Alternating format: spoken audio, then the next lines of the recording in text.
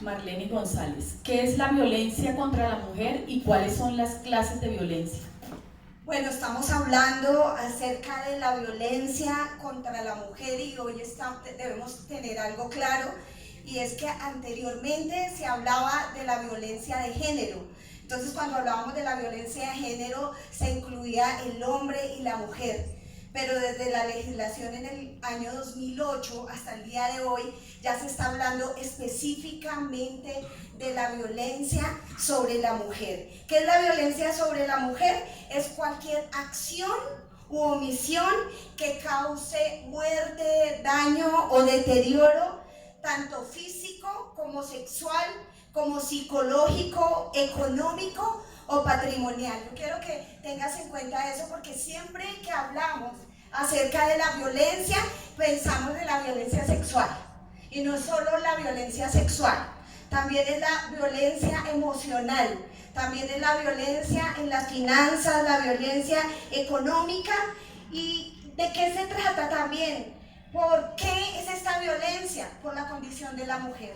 Ten en cuenta esto claro, la condición de la mujer, así como las amenazas a tales actos y lo que obliga a la mujer, coacción o la privación arbitraria de la libertad, bien sea que se presente en el ámbito público o en el ámbito patrimonial.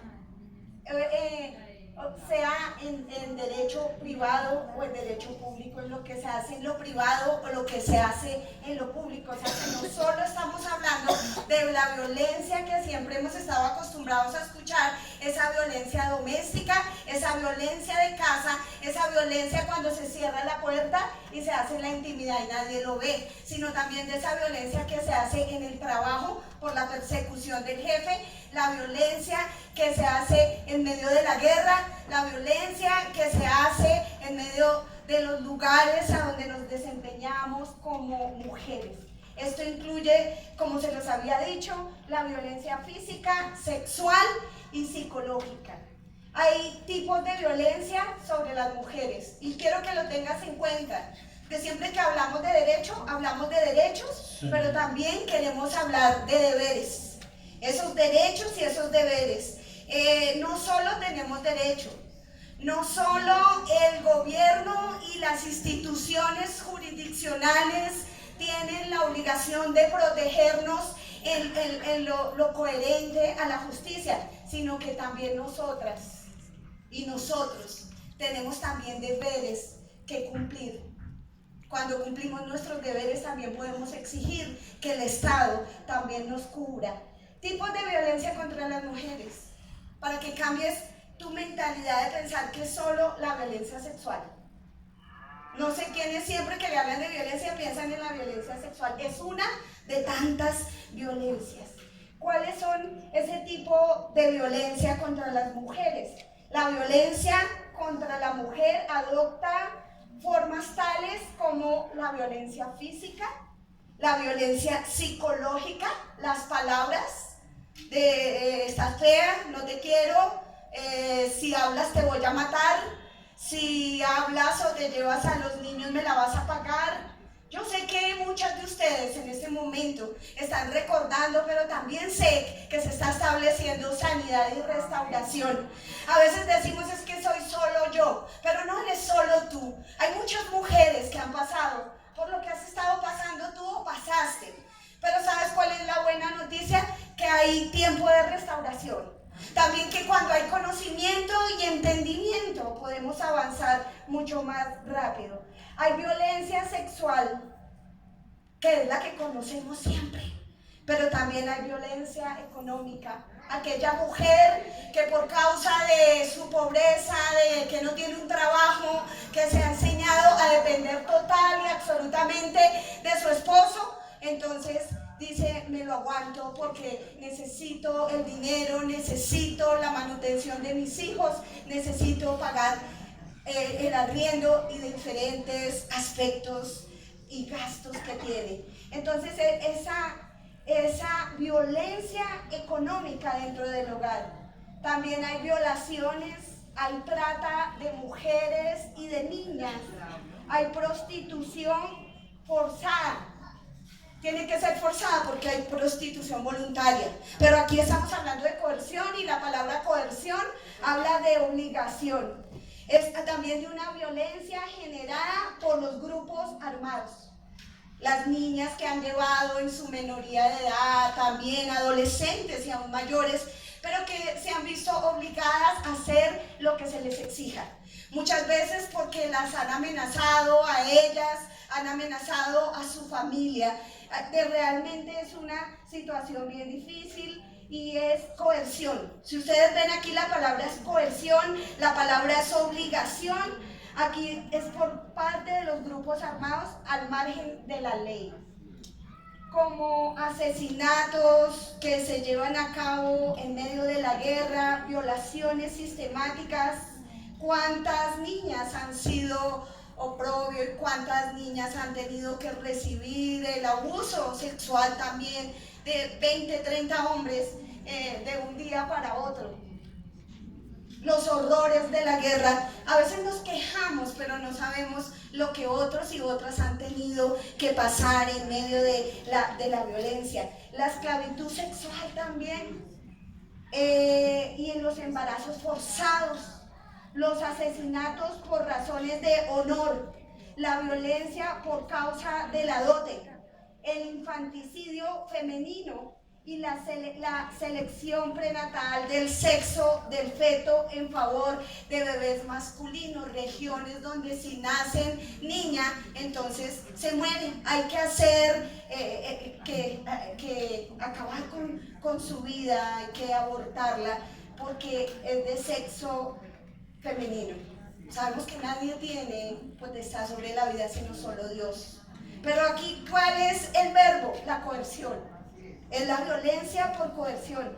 La mutilación, nos hablaba la pastora Edith, esa mutilación genital femenina en grupos como indígenas que lo hacen aún desde niños, mutilación genital femenina, y el impacto desproporcionado del desplazamiento forzado en las mujeres y otras prácticas y tradiciones perjudiciales. Sabemos que estamos en tiempos donde mucha población ha tenido que moverse de los lugares donde trabajaban, donde tenían una identidad, donde tenían unas tierras. Podemos hablar del pueblo venezolano que ha tenido que dejar todo para venirse.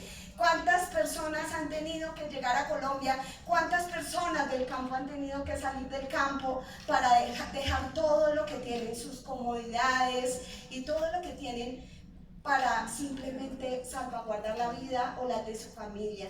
Yo quiero que con esto te quede claro que la violencia no es solo sexual, que la violencia también tiene otros indicadores, que la violencia es muy extensa. Quiero que estés reflexionando. Si alguien de pronto tiene alguna pregunta, la puede ir desarrollando y al final la vamos a contestar. Gracias, doctora Marleni. Nuevamente va una pregunta para usted, doctora. Y definitivamente al parecer, como usted lo dijo ahorita, existen más índices de violencia y tipos de violencia de las que imaginamos, ¿no? Y adicionalmente con las que convivimos sin realmente darnos cuenta de que las estamos viviendo. Entonces es el momento de despertar. Esta pregunta justamente referida al alto índice de las diferentes clases de violencia contra la mujer, y teniendo en cuenta esto y de acuerdo a las estadísticas y lo que la comunidad espera que se solucione respecto a esta problemática, ¿usted cuál cree, doctora Marleni, que serían esas posibles soluciones desde su conocimiento y experiencia? La gente quiere respuestas fáciles y rápidas e inmediatas para un problema que es muy complicado. Siempre estamos esperando y diciendo los resultados no se ven, y tenemos que empezar a trabajar acerca de estos resultados. Hay violencia doméstica y usualmente la solución, la gente dice, bueno, ante la violencia la solución siempre la tiene el sistema penal y el Ministerio Público, el Poder Judicial. Pero resulta que esto es una parte reactiva. Pero algo que queremos es no dejar que las situaciones de violencia lleguen al punto donde ya se tiene que judicializar o penalizar, sino que podamos, a través de la educación, a través de la familia, a través de la educación a la familia, en la escuela y en la comunidad, desde que los niños están allí, que nacen, que crecen esos primeros 7 años de vida, donde están reconociendo el ejemplo de sus padres. Pero si vemos que de pronto los padres no cumplen esta función, hablamos de la familia, entonces hablamos de la escuela. Los maestros, los consejeros, los guías de los niños también deben usar recursos para hablar a los niños a través de obras de teatro, a través de adelantar campañas, a través de sensibilizar. En una primera etapa podríamos hablar que podríamos tratar a los adolescentes en la etapa, por ejemplo, del noviazgo. En el noviazgo vemos que hay algunas prácticas de violencia y de irrespeto, y pensamos que desde la escuela, desde las escuelas, desde los colegios, desde los orientadores, ellos deben enseñarle a los niños, a los hombres y a las mujeres que son jóvenes, acerca de cuál debe ser el comportamiento correcto, cómo debe ser el trato de un hombre hacia una mujer. Estamos en una sociedad que es una sociedad machista, pero sabemos que del machismo tienen mucho la culpa también las mujeres, porque la mujer forma al hijo y le dice: tú no puedes ir a la cocina, tú no puedes hacer esto, tú no muevas un dedo. Creo que ya nos hablaron bastante acerca de esta situación. Estos temas son para sensibilizar a las madres y a las personas que son maestros, que son guías, que son consejeros, para que nos revisemos e identifiquemos en qué estamos fallando, qué nos hace falta. Solo estamos esperando que el Estado social de derecho sea el que solucione estas situaciones, pero de nosotros también depende. Pero la pregunta es: ¿cómo los hombres y las mujeres llegan a convertirse en víctimas o agresores dentro de la sociedad? Y uno de los grandes desafíos que tiene el Estado social de derecho en Colombia es cambiar la cultura patriarcal y machista, antropocéntrica, donde los hombres ven a las mujeres como si fueran objeto de su propiedad. ¿Y cómo hacemos para cambiar esto? A través de la educación inicial básica. Otro reto del Estado es el fortalecimiento de la prevención en la parte de la salud, en la educación y en la cultura. De igual manera, la actuación coordinada para mejorar la calidad de la respuesta. Debemos pensar que hace 20 años ni siquiera se tenía normas, no se tenían normas, como les decía al principio, se hablaba de la violencia de género, pero ni siquiera se miraba la violencia sobre la mujer. Por lo menos del año 2004 hacia acá podemos ver ya normas, reglamentación en lo jurídico que rige para la violencia sobre la mujer. Sabemos que la ignorancia de la ley no es excusa, que cuando se comete un delito se comete así, digamos, es que no sabíamos que era delito. Lo mismo pasa en la Biblia, no sabíamos que era pecado, pero sabemos que hay una conciencia que nos dicta y que nos dice qué es lo bueno y qué es lo malo. Por eso es necesaria la promulgación de las diferentes leyes, y desde el año 2003 hasta la fecha se ha comenzado a sensibilizar ese problema y hemos empezado a ver una respuesta sistemática de la justicia penal, porque este es un problema integral debido a muchos factores y en diversos sectores que demanda la intervención y respuesta de diferentes actores.